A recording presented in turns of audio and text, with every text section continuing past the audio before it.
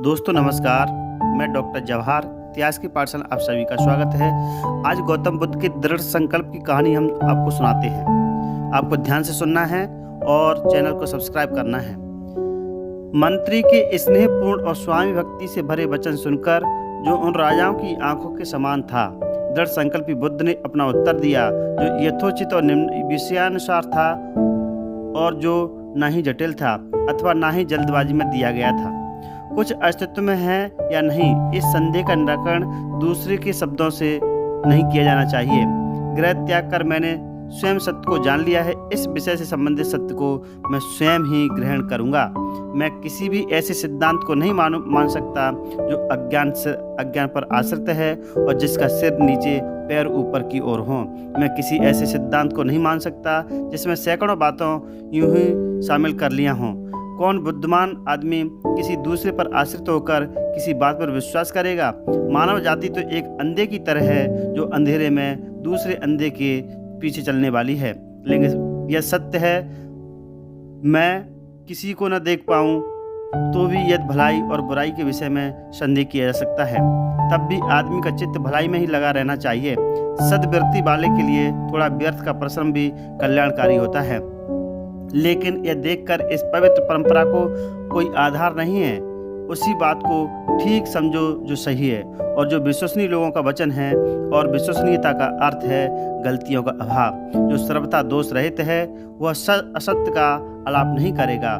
और जो कुछ भी आपने मुझे घर लौट चलने के बारे में कहा है, जो उदाहरण आपने प्रस्तुत किए हैं, वे प्रमाणिक नहीं हैं, क्योंकि कर्तव्य निश्चित करने के लिए तुम कैसे उन लोगों की प्रामाणिकता का उद्धरण कर सकते हो जिन्होंने अपने ही संकल्प को तोड़ दिया हो। अब गौतम बुद्ध का संकल्प के आपको ध्यान से सुनना है। बहुत ही शानदार संकल्प है जो हमें भी एक तरीके से संकल्प होना चाहिए। बुद्ध का संकल्प सुनिए। मैं जलती हुई आग में प्रविष्ट हो जाऊंगा, किंतु बिना अपने उद्देश्य को पूरा किए घर नहीं लौटूंगा। चाहे सूर्य पृथ्वी पर आ गिरे, चाहे हिमालय भी अपने स्थान से हट जाए, तो भी मैं किसी भी स्थिति में इंद्रिय विमुख होकर घर नहीं लौट सकता। अपने संकल्प के अनुसार व्यक्ति के साथ तथागत उठे और अपने मार्ग पर चल दिए।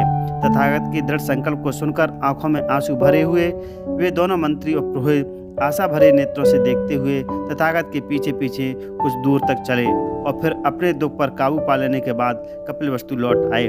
राजकुमार के प्रति हृदय में प्रेम होने के कारण और राजा के प्रति हृदय में भक्ति होने के कारण वे लौट पड़े, किंतु यदा कदा रुककर पीछे देखते भी जाते थे।